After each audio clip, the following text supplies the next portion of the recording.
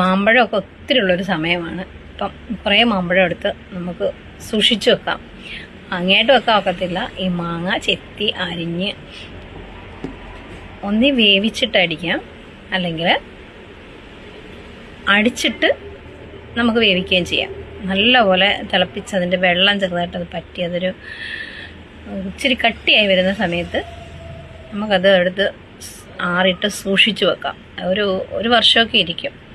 അതിൻ്റെ കൂടെ നമ്മളത് ഇച്ചിരി നാരങ്ങാനീരൂടെ ചേർക്കണം. വെച്ചേക്കാനാണെങ്കിൽ നാരങ്ങാനീരൂടെ ചേർത്ത് മധുരം ഇടാതെ വെക്കുക. അങ്ങനെ വെച്ചിരുന്നാൽ അത് കുറേ നാളത്തേന് ഇരിക്കും, ഒരു വർഷത്തോളം ഇരിക്കും. ഞാൻ കഴിഞ്ഞ വർഷമെല്ലാം ഇത് വെച്ചിരുന്നതാണ്. അടിപൊളി. നമുക്ക് ടേസ്റ്റ് വ്യത്യാസം ഒന്നുമില്ല. ഇത് കുറച്ചെടുത്ത് നമ്മൾ പ്ലമ്മാക്കി വെച്ചേക്കുന്ന കുറച്ചെടുത്ത് നമ്മൾ ജാറിലിട്ട് പഞ്ചസാരയും കൂടി ഇട്ട് അടിക്കാം.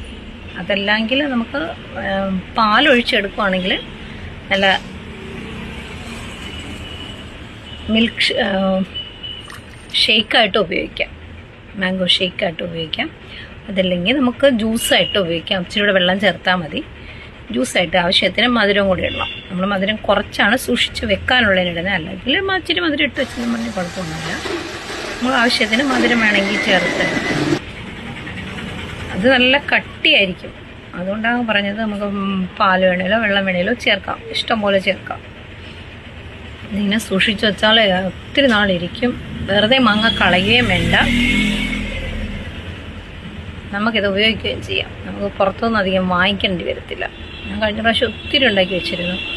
എല്ലാം ഇങ്ങനെ അടിച്ചു കുടിക്കുന്നത്. നമ്മുടെ മക്കൾക്ക് ജ്യൂസ് കുടിക്കണമെന്ന് തോന്നുമ്പോൾ നമുക്ക് ഇത് അടിച്ചു കുടിച്ചാൽ നല്ല ഫ്രഷ്,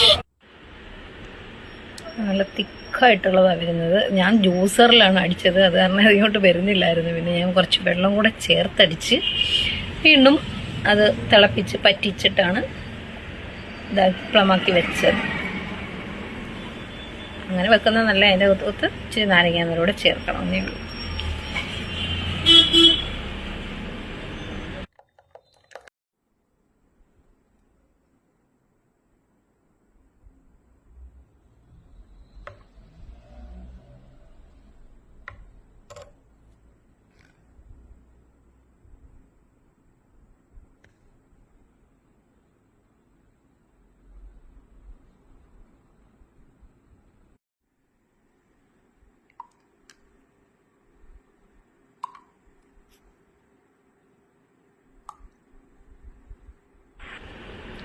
അടിപൊളി ജ്യൂസാണ്. ഭയങ്കര കട്ടിയാണ് ഇതിന് കേട്ടോ. നമുക്ക് വേണമെങ്കിൽ കുറച്ചുകൂടെ വെള്ളം ഒഴിക്കാം, അത്രയ്ക്കും കട്ടിയാണ്.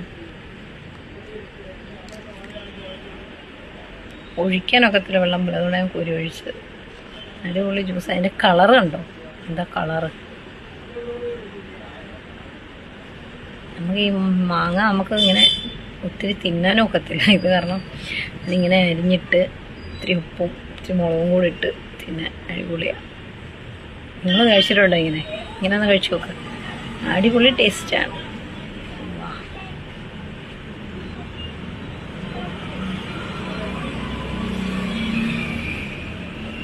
അങ്ങനെ തിന്നാനും അടിപൊളിയാണ്. അങ്ങനെ മാങ്ങ നമുക്ക് വെറുതെ കളയണ്ട ഒട്ടും, എങ്ങനെ വേണേലും ഉപയോഗിക്കാം.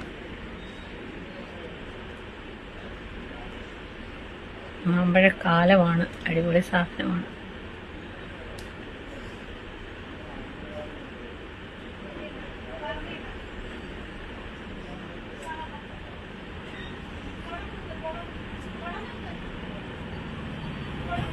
ഇതടിച്ചിട്ട് ഞാൻ പിന്നെ ഒന്നുകൂടെ തിളപ്പിച്ച് പമ്മാക്കി വെച്ചതാണ്. അടിപൊളി. ട്രൈ ചെയ്ത് നോക്കണം എല്ലാവരും. ഇഷ്ടമായെങ്കിൽ വീഡിയോ ലൈക്ക് ചെയ്യൂ, ചാനൽ സബ്സ്ക്രൈബ് ചെയ്യൂ.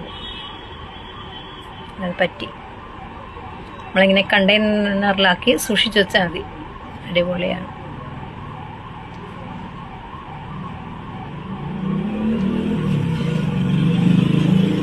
Okay, bye bye.